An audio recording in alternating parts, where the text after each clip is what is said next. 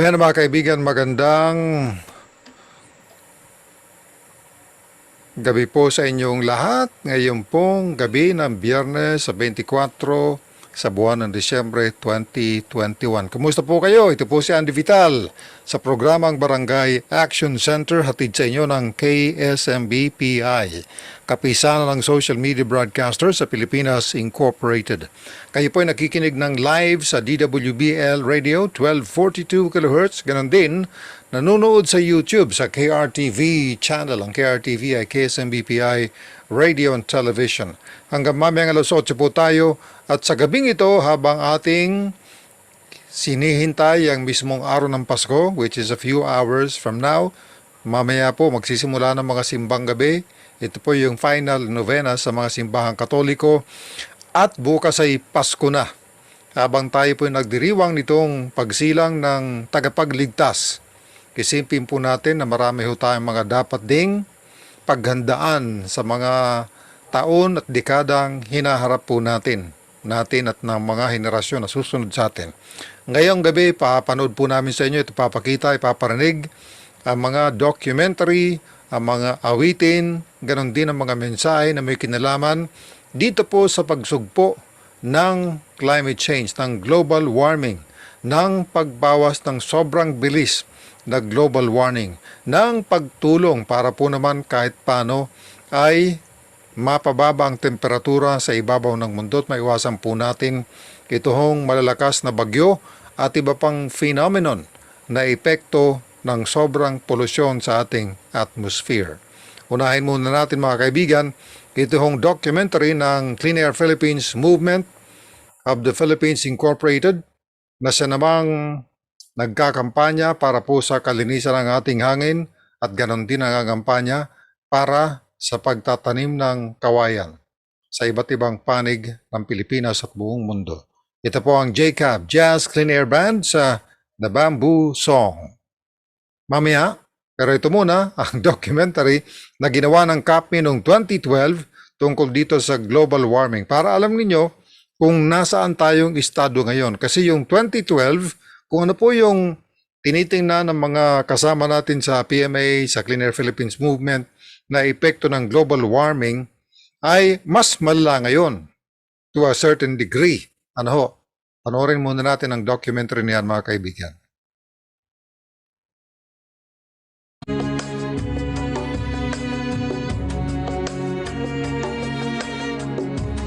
Until now, most of the discussion about global warming has been about its destructive impact on the climate, about melting sea ice, about the potential for massive crop failure, and about the millions of refugees who will have to flee from rising sea levels. And while these things are terrifying in their own right, no one except for a small group of people in the scientific community has been recently talking much about the E word, extinction. Well, it's time we started talking about extinction. Because if we continue on the path we're on, if we continue pumping fossil fuels into the atmosphere, it won't just mean the end of the Arctic sea ice or the end of miles of shoreland. It could mean the end of most large, complex life forms on Earth. And that would include us. The possibility that global warming could lead to a mass extinction like our planet has seen 5 times in the deep geologic past is the subject of our new documentary, Last Hours, which we're proud to present in its entirety tonight, right here on The Big Picture.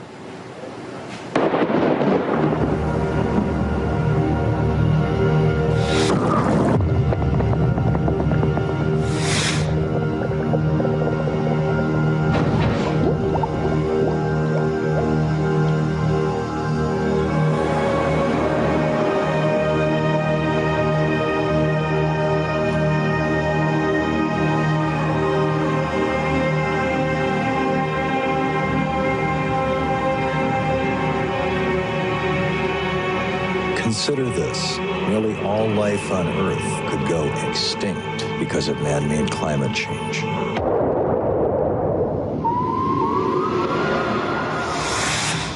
It's hard to imagine Earth without life.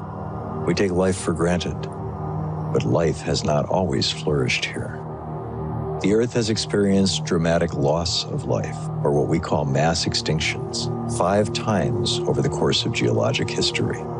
Each one of these events has resulted in the loss of more than half of all life on Earth. And the largest and most devastating of all was the Permian mass extinction. Almost all life on Earth disappeared. Permian mass extinction is, in essence, just the greatest crisis that life on Earth has ever suffered. By the end of the Permian mass extinction, 95% of all life on the planet was dead. And why is this important today? Because today, a 6th extinction is underway, one that will test the survival of not just human civilization, but possibly of the human species itself. And it bears a horrifying resemblance to several previous global warming-driven events, like the Permian mass extinction. I think it is certainly extremely significant that a lot of the main crises of the past are associated with global warming, and so with obvious implications for the present day. When we think of extinctions, we think of the dinosaur-killing KT mass extinction, which was triggered by a sudden catastrophic collision with a meteorite. But the most deadly force behind all extinctions isn't from outer space.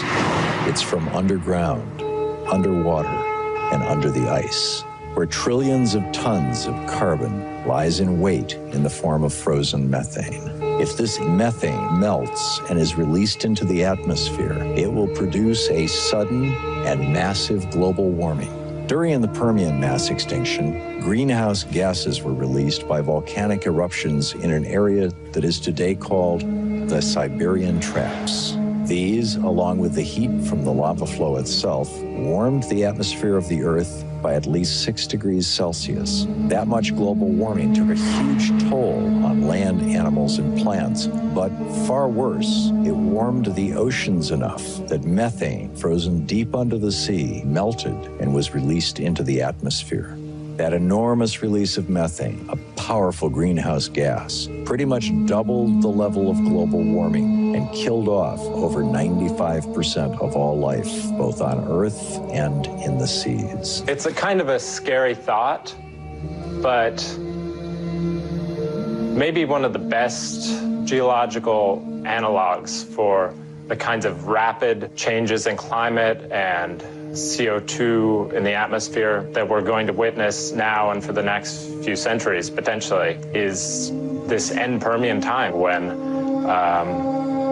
as you know, that culminated in one of the largest mass extinctions that we know of. And of course, looking at these ancient events shows us times of global warming. And the atmosphere doesn't care whether the carbon dioxide comes from human activity or from a volcano. It has the same end effects. The numbers are very similar from some of the giant lava flows in Siberia. The amount of carbon dioxide they release is very similar to the sort of fossil fuel burning carbon dioxide release that we're doing sort of decade after decade today.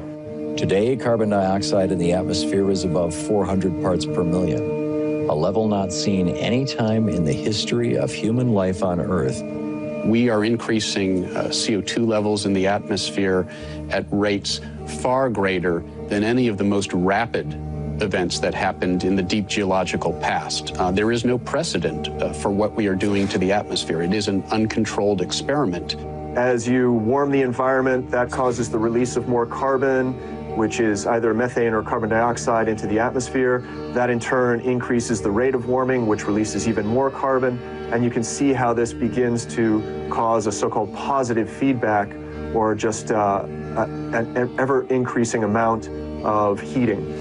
At the end of 2012, the World Bank issued a report warning governments around the world that a 5-degree temperature increase is likely unless drastic action is taken to curb carbon emissions. And a 6-degree increase was, according to some scientists, all it took to pass a tipping point during the Permian mass extinction. There's a virtual scientific consensus that 6 degrees was all it took to initiate the PETM. In both cases, it involved massive releases of methane. We know that in the bottom of the seafloor, large parts of the ocean margins have methane in a solid phase. And what happens is that when you change the temperature, it can dissociate, or you can think of as melting this frozen methane phase. And so the idea is that during some of these events, we have some triggering or initial cause that forces the ocean temperatures to warm, especially in deep parts of the ocean. And then that dissociates or melts this solid methane phase, which then goes into gas, which can get into the ocean and the atmosphere. Methane is way worse than carbon dioxide. It's inert right now in the soil. It's not affecting anybody in any way. When you warm it, it becomes a gas. Then it starts acting immediately as a greenhouse gas. So this is an immediate and very short-term threat to planetary civilization. The risk is a so-called runaway greenhouse, which is the self-correcting mechanism cease to kick in, and you heat by a little bit and you release methane. That then causes excess heating, and you release more methane, and so it goes on. That's probably the biggest issue that we face. Sea level change is a big one, too, a very expensive one to manage, but the methane release from the tundra, once that gets underway, we reach a point where we lose the option of having an effective mitigation strategy. We can always abandon coastlines, but if we activate enough of the carbon reservoir in the terrestrial biosphere, that becomes unmanageable. So that's unfortunately kind of a doomsday scenario that our trajectory is pointed to. Most disconcerting, the Arctic ice sheet that keeps the carbon stable is melting rapidly. In July 2013, the Arctic lost 41,000 square miles, an area half the size of Kansas, every single day. And scientists have witnessed kilometer-wide columns of methane gas bubbling up from the ocean floor, suggesting the tipping point to runaway climate change is dangerously close. While it appears we've already passed the tipping point for an ice-free Arctic in the summer, other tipping points could be centuries, generations, or just years down the road. The big danger about tipping points is that you can only recognize them when it's too late to do anything about it. So why should we risk these catastrophic events? In the case of climate change, our planet's life support system is at stake. So it is our obligation to take every precaution to stop it. We must begin to reduce carbon emissions dramatically. Yet, at this moment, we're facing a crisis of world leadership. Powerful fossil fuel corporations are fighting to monetize the trillions of tons of carbon they own that's still underground. The world community, global citizens, governments, leaders, NGOs, and corporations must come together, step forward, and take decisive action. Let's continue the research, but let's not wait until we pass more tipping points. This is the most urgent of times and a most urgent message. Please forward this to as many people as you can. Yan po mga kaibigan ng documentary. Ang titulo po niya ay Last Hours na ginawa ni Tom Hartman, isang manunulat, isang radio personality na ang kanyang advocacy ay para po sa proteksyon ng ating kapaligiran. Alas 7:13, isunod po natin isa pang documentary. Ito naman ay gawa ng Clean Air Philippines Movement Incorporated, ipinablish noong 2012. Pero ang lahat ng mga sinasabi dito ay totoo pa rin hanggang sa kasalukuyan. Climate change, global warming, epekto nito sa ating kapaligiran at sa ating kalusugan.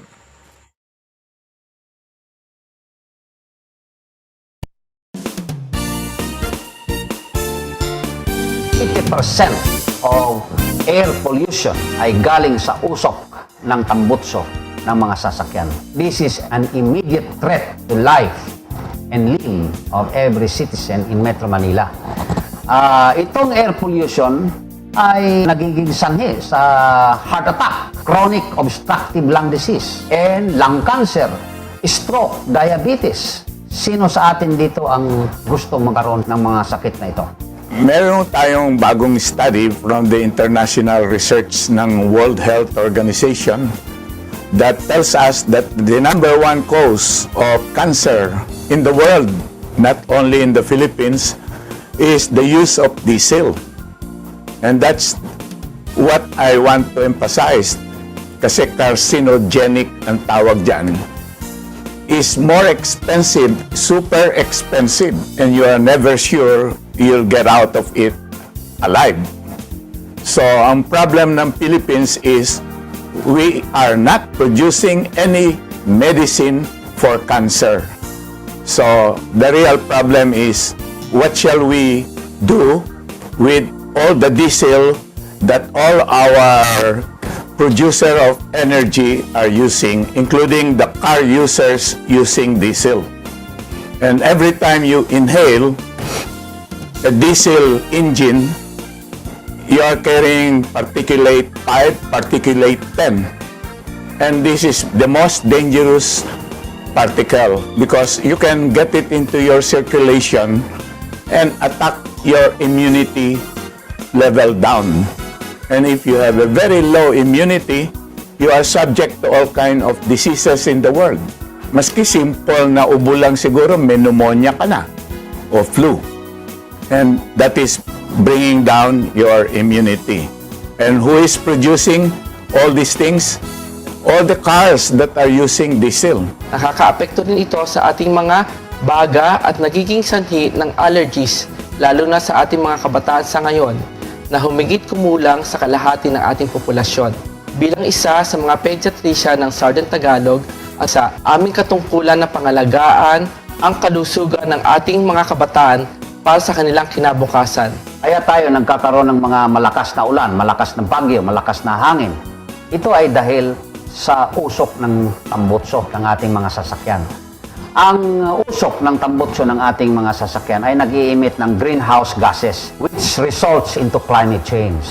Ang climate change na ito ay nagre-resulta sa malakas na bagyo, malakas na ulan at malakas na hangin. Kayo ba ay nagiging biktima sa flash flooding sa Metro Manila at naging biktima sa Ondoy at Habagat? Ito ay dahil sa usok ng ating tambutso galing sa ating mga sasakyan. Yung pinag-uusapan natin pagbabago ng klima ngayon, ang tawag dyan global warming. So, umiinit. So, maraming pinanggagalingan ng pag-init. Ang isa sa pinakamalaking pinanggagalingan ay yung burning ng fossil fuels. That accounts for much of the greenhouse gas emissions na nagkakos ng warming. Pinapainit ang dagat, pinapainit yung hangin, nagkakaroon ng extreme weather events, flooding, drought, tagtuyo na hindi karaniwan, sa flooding na hindi karaniwan. The changes that we are seeing in the Philippines are not what we have been used to. Yun yung sinasabi sa climate change. Changes from what we are used to something that we cannot understand. So, ang tanong ngayon, ito ba naganap sa Pablo? Yan bang Pablo na yan ay climate change na nga yan, epekto na impact na yan ng climate change? Ay yung Sendong no nakaraan at yung Ondoy. Malaki ang posibleng natin i-connect doon. Ngayon, ang mahalaga, ano man ang hindi kasiguruhan sa connection ng climate change at saka ito nagaganap sa atin, ang kailangan tingnan natin yung epekto niyan sa nangyari. Ang tindi nito nangyari sa atin sa Mindanao, sa Combal. Mas mahigit pa doon sa tinamaan doon sa US. Yun ang ironic kung kailan pa tayo handang-handa para harapin yung mga pagbabago na yung bigla na lang may ganyang kalaking disgrasya na magaganap sa atin. Ang daming namatay. Ang mahalaga doon, siyempre, tingnan natin ano yung nagkokos ng global warming. At ang pinakamalaki dyan, burning nga ng fossil fuels. Yung tatlong pinupuntorya parati is coal, oil, and gas. At doon sa lahat ng gumagamit, ang nagbaburn ng fossil, ang pinakamalaki dyan, motor vehicles. Isa yan sa nag-aakot ng malaki. So, ang pinakamaganda sana, i-reduce yun. Linisin yung pagbaburn. Hanggat gumagamit naman tayo ng fossil fuel, gumagamit tayo ng oil, talagang may lalabas na usok. Ang importante lang, chicken yung usok na lumalabas. At ma-regulate yan. Kung hindi man natin makontrol bombo, at least yun nare-regulate. May mga batas naman tayo na nagko-control yung Clean Air Act, nakatutok doon sa burning ng motor vehicle fuels. So, yun ang kailangan i-implement lang ng mahusay. At bukod pa dyan, may mga programa tayo para yung lumito ng usok, na burn na usok, ma-sequester. Ang tawag sa sequester ay bawiin ulit. Yung National Greening Program, ang National Solid Waste, yung Ecological Waste Management na batas natin, pati yung Clean Air Act, pag samasamahin mo ng lahat yan, ang mga batas na there's enough law to answer for our environmental problems. Kapag ka na-implement ng mabuti yon effectively, tingin ko may panagot tayo doon sa impact ng climate change. Kailangan ng regular maintenance ng ating mga sasakyan.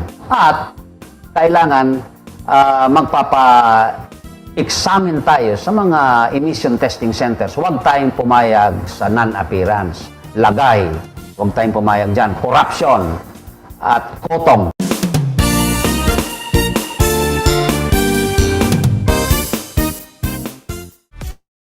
Yan po mga kaibigan ay mula sa Clean Air Philippines Movement Incorporated.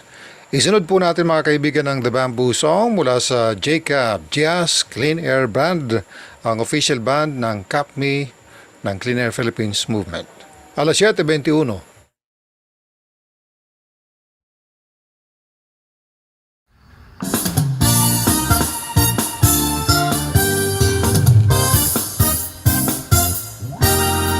Nakita mo na ba ang ating mundo? Ito'y madumi at mausok dahil sa air pollution, humanity extinction, climate change ang nagdala. Ang bamboo ang sasagot, pipigilan ang salot. Dulot ng air pollution, dala ay extinction para sa lahat. Magtanim na ang lahat, bambu o kawayan para sa ating bayan. Ito ay solusyon sa pollution, pati sa kahirapan. Kumusta naman ang ating mundo? May pag-asa to at di bigo.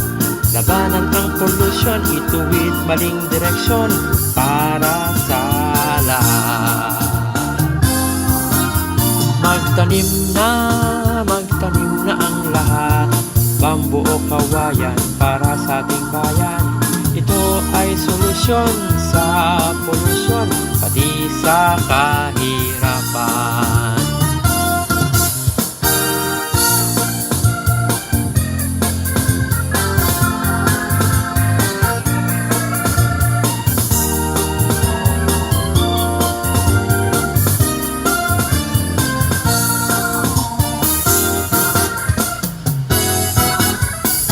Kumusta naman ang ating mundo? May pag-asa to at di bigo.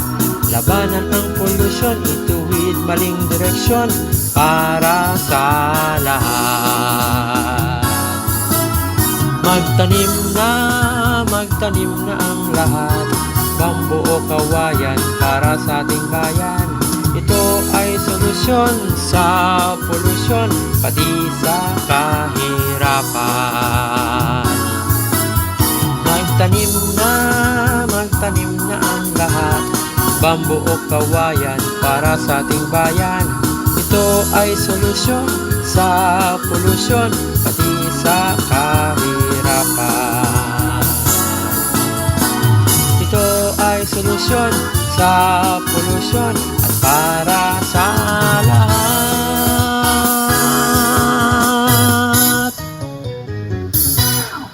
Patuloy po kayo nakikinig sa Barangay Action Center sa DWBL1242 kHz. Inyo pong napapanood din sa YouTube sa KRTV, KSMBPI Radio and Television. Alas 7:24, samantala narito naman ang mga pagbati ng mga doktor na kasapi ng Philippine Medical Association ngayong panahon ng Kapaskuhan.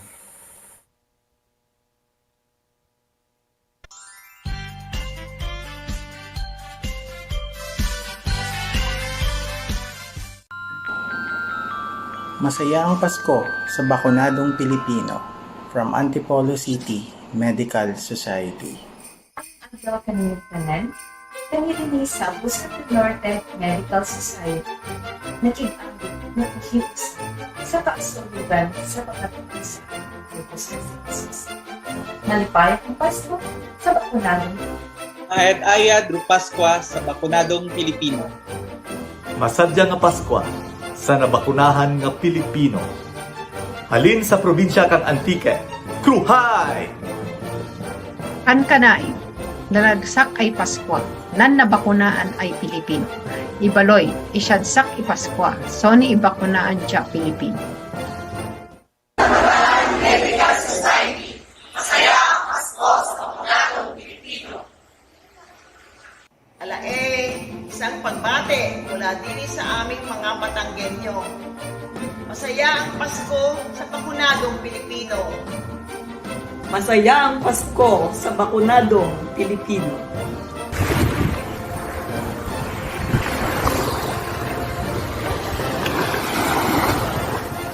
Masaya sa Pasko sa bakunado. Ditang kini sa World Medical Society. Masaya ang Pasko sa bakunadong Pilipino. Mula sa Bulacan Medical Society, Merry Christmas! Malipayon ang Pasko sa Pilipinong bakunado. Maayong Pasko gikan sa Caloocan City Medical Society. Hali sa Camarines Sur Medical Society. Maugma ang Pasko sa bakunadong Pilipino. Mauwan na Pasko sa Indohan! Apagtibadya, pupunta, Camarines Medical Society! Masadya ang Pasko sa Pilipino na nakapabakuna. Malipayon ang Pasko sa bakunado ng Pilipino. Kamusta po kayong lahat? Kami sa Cavite Medical Society ay naniniwalang masaya ang Pasko sa bakunadong Pilipino. Masayang Pasko sa bakunadong Pilipino from Cotabato City Medical Society. Madayaw na pagsaulog yang Pasko sang bakunahan ng mga Pilipino from Davao Oriental Medical Society.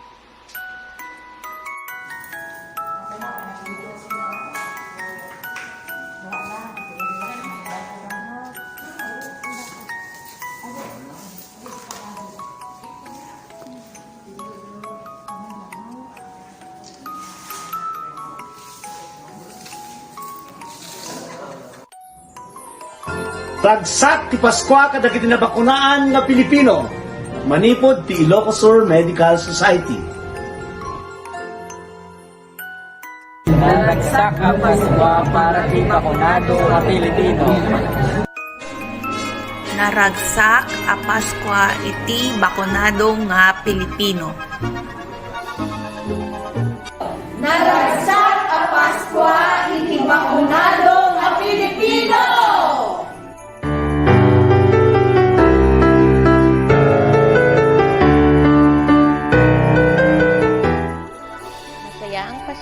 Sa bakunadong Pilipino. Mula sa Las Piñas Medical Society, maliligaya ang Pasko ng bawat Pilipinong bakunado. Magandang araw po sa inyong lahat. Masaya ang Pasko sa bakunadong Pilipino mula po sa Lipa City Medical Society. Masayang Pasko nung mabakunahan lang ang deng Pilipino. Ini po ni Dr. Marinela Francisco Malyari, Presidente ng Makati Medical Society. Mula sa Malabon na Botas Medical Society, masaya ang Pasko sa bakunadong Pilipino. Masaya ang Pasko ng bakunadong Pilipino from Pampanga Medical Society. Mula sa Mindoro Occidental Medical Society, bakuna para sa isang malusog at maligayang Pasko. Mula sa Mindoro Occidental Medical Society, bakuna para sa isang malusog at maligayang Pasko. Mula sa Mindoro Occidental Medical Society, bakuna para sa malusog at maligayang Pasko. Mula sa Mindoro Occidental Medical Society, bakuna para sa isang malusog at maligayang Pasko. Mula sa Mindoro Occidental Medical Society, bakuna para sa isang malusog at maligayang Pasko. Mula sa Mindoro Occidental Medical Society, bakuna para sa isang malusog at maligayang holidays. Madayaw na Pasko kamayo na bakunadong Pilipino. Gina Alvarez po of Metropolitan Davao Medical Society. Masaya ang Pasko sa bakunadong Pilipino from Manila Medical Society. Malipayon ang Pasko sa nabakunahan na Pilipino. Malipayon ang Pasko sa nabakunahan nga Pilipino. Malipayon ang Pasko sa nabakunahan nga Pilipino. Maugma ang Pasko sa nabakunahang Pilipino. Maligay kay anak ni Kristo, lalo na ang para ang bakunahan ng Pilipino. Manlako at pagkasin ng Medical Society. Masaya ang Pasko sa bakunadong Pilipino. From QCMS, Merry Christmas. Kagasing ng Christmas na nabakunahan ay litagwan. Siya na nandinadang iunus ni Dr. Mangtangyo sa Aitalanaydan. Matago-tago ng Province Medical Society. Malipayong Pasko sa bakunadong Pilipino, gikan sa Misamis Oriental Medical Society. Malipayong Pasko para sa mga tao nga bakunado. Kini nga pagbati gikan sa Misamis Occidental Medical Society o Roqueta City Chapter. Malipayon ang Pasko sa bakunadong Pilipino, gikan sa Zamboanga Sibugay Medical Society. Gikan kanamong tanan diri sa Zamboanga del Sur Medical Society, malipayon ang Pasko sa bakunadong Pilipino. From the North Cotabato Medical Society, mapya ang Pasko ti bakunadong Pilipino. Masaya ang Pasko sa bakunadong Pilipino mula sa Tanawan Medical Society. Ako po si Dr. Juan Eugenio Fidel Villanueva at bilang Pangulo at sa ngalan ng Quezon Medical Society ay binabati kong lahat ng masayang Pasko sa bakunadong Pilipino. Kami sa Muntinlupa City Medical Society ay naniniwala na masayang Pasko sa bakunadong Pilipino. Naragsak ti Paskwa katagiti ng bakunaan nga Pilipino. From Southern Ilocos Sur Medical Society. Masadya ang Pasko sa bakunadong nga Pilipino. Masaya ang Pasko sa bakunadong Pilipino mula sa Samahan ng mga Doktor ng Lambak, Marikina. Good morning everyone. In behalf of the Salud Medical Society, its officers and members, maglami-lami kita niyo adamatong Christmas ini. Magsukul. Malipayon ang Pasko sa bakunado na Pilipino, hali sa Masbate Medical Society. Maligayang Pasko sa bakunadong Pilipino from Mandaluyong City Medical Society. Mula sa San Juan Medical Society, masaya ang Pasko sa bakunadong Pilipino. Magagawayan ang Pasko na nabakunaan ira a Filipino. Nueva Vizcaya Medical Society. From Taal Lemery Medical Society, tayo pong lahat ay magpabakuna kasi magiging masaya ang Pasko sa bakunadong Pilipino. Mayad nga adlaw, mula sa Palawan Medical Society, maambeng nga Pasko sa bakunadong Kasimanwa.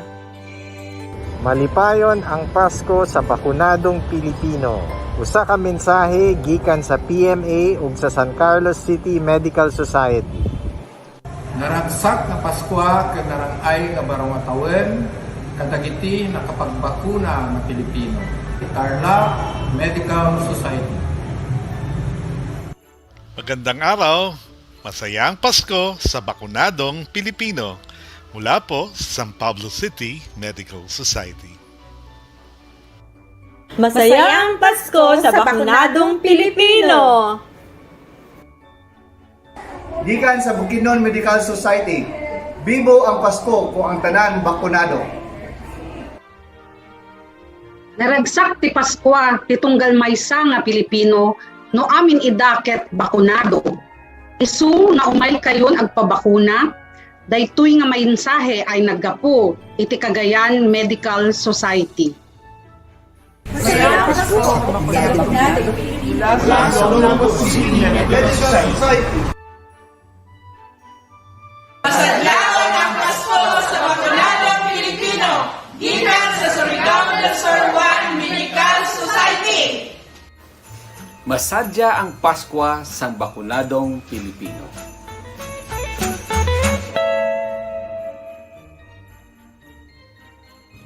Dini sa Batangas, alae ay masaya ang Pasko sa Bakunadong Pilipino.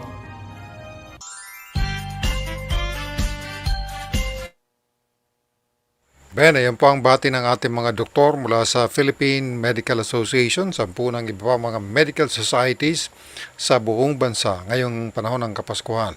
Alas 7:36, pakinggan naman natin ang awitin. Ito po ay pamasko pa rin mula kay Dr. Luneta Villarin ng PMA.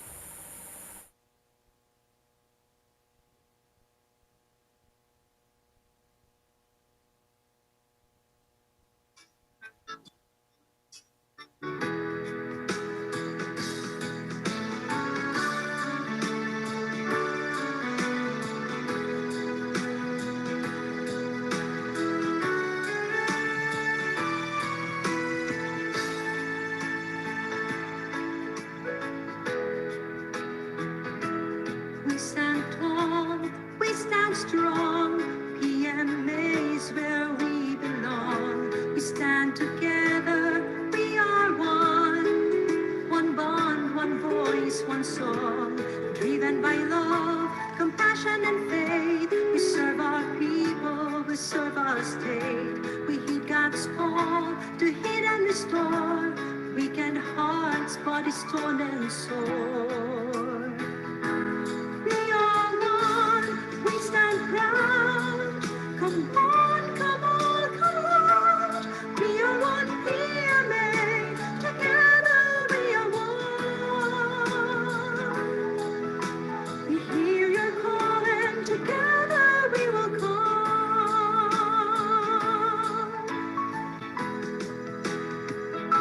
To PMA we offer our strength. For PMA we give our hearts. We're one PMA, we're proud PMA. Healers, doctors, we work together as one. We are one, we stand proud. Come on, reload. We are one PMA, together we are one. We hear your call and together we will come.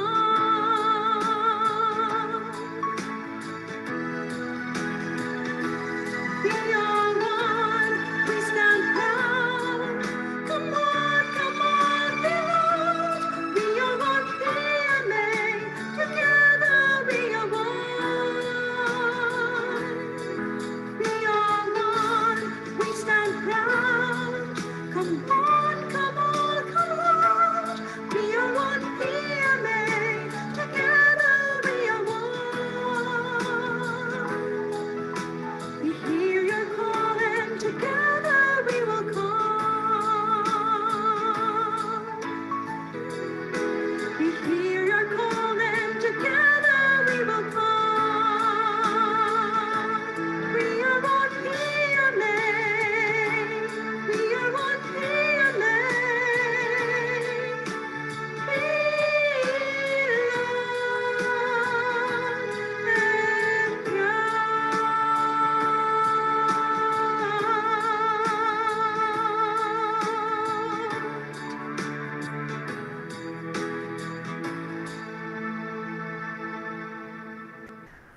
Maraming salamat, Doktora Luneta Villarin mula sa Lipa City Medical Society. We are one and proud. PMA po yan, ang Philippine Medical Association. Siya naman ay isinulat ni Dr. Cristito Azucena na siya namang Pangulo ng San Pablo City Medical Society. Alas 7:40, samantala pakinggan natin ang Lalaking bersyon naman ng awiting ito, Bawat Araw ay Simula ng Pasko, mula kay Dr. Azucena.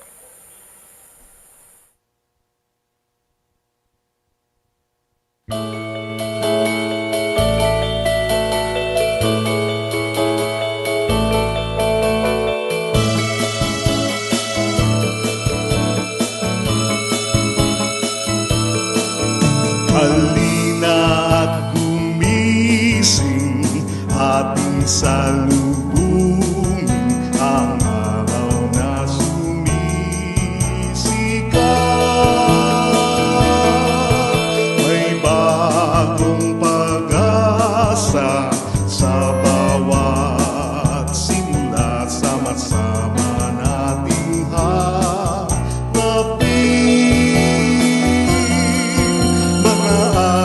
na nilatag sa atin. Bawat araw ay simula ng Pasko, bawat araw may tugon tayo. Isang paggalaw, isang direksyon, isang pagpintig, isang ngiti. Yan ang Pasko ng PMA. Yan ang Pasko ng PMA. Pilipinong manggagamot, alalay sa bayan ko.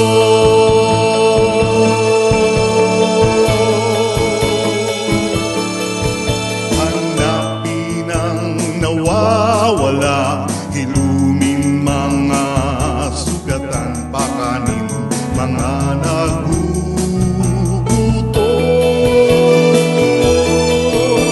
Bigyan mo lunas ang may sakit, ibangon ang ating bansa, ihandog ang kapayapaan. Bawat araw ay simula ng Pasko, bawat araw may tugon tayo. Isang paggalaw, isang direksyon, isang pagpintig, isang ngiti. Yan ang Pasko ng PMA. Yan ang Pasko ng PMA. Pilipinong manggagamot, alalay sa bayan ko. Maligayang Pasko.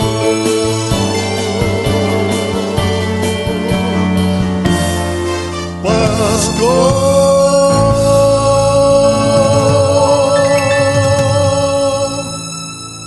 Dr. Cristeto Azucena mula sa San Pablo City Medical Society. Bawat araw ay simula ng Pasko. Alas 7:43 ng gabi dito po sa Barangay Action Center. Ngayon panoorin po natin at pakinggan ang mga tugtugin mula sa JCAP. Jazz Clean Air Band, ang official band ng Clean Air Philippines Movement.